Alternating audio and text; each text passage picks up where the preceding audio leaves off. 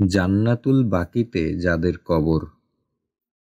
মদিনার ঐতিহাসিক কবরস্থান জান্নাতুল বাকি। এর মূল নাম হল বাকিউন গারকাদ, আর জান্নাতুল মুআল্লা মক্কা মুকাররমার কবরস্থান। মহান আল্লাহর নির্দেশে নবীজি সাল্লাল্লাহু আলাইহিসাল্লাম জান্নাতুল বাকির স্থান নির্ধারণ করেন। এটি মসজিদে নববীর দক্ষিণ পূর্ব দিকে অবস্থিত। ইমাম মালিক রহমতুল্লাহ আলাইহের মতে জান্নাতুল বাকিতে প্রায় 10,000 সাহাবীর কবর রয়েছে, কিন্তু তাদের কবর চিহ্নিত নয়। জান্নাতুল বাকিতে কবরস্থ সবাই সৌভাগ্যবান।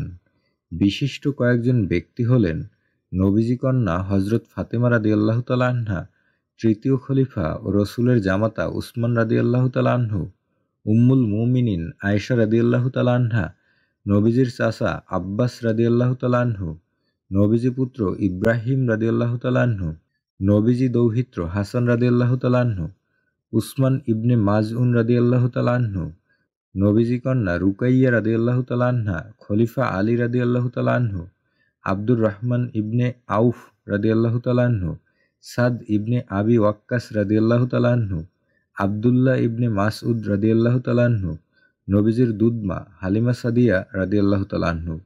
মদিনায় অবস্থানরত হজ পালনকারীদের মৃত্যু হলে এ কবরস্থানে দাফন করা হয়। সেই সঙ্গে মদিনাবাসী এখানে দাফনের সুযোগ পান। এখনও প্রতিদিন এখানে মরদেহ দাফন করা হয়।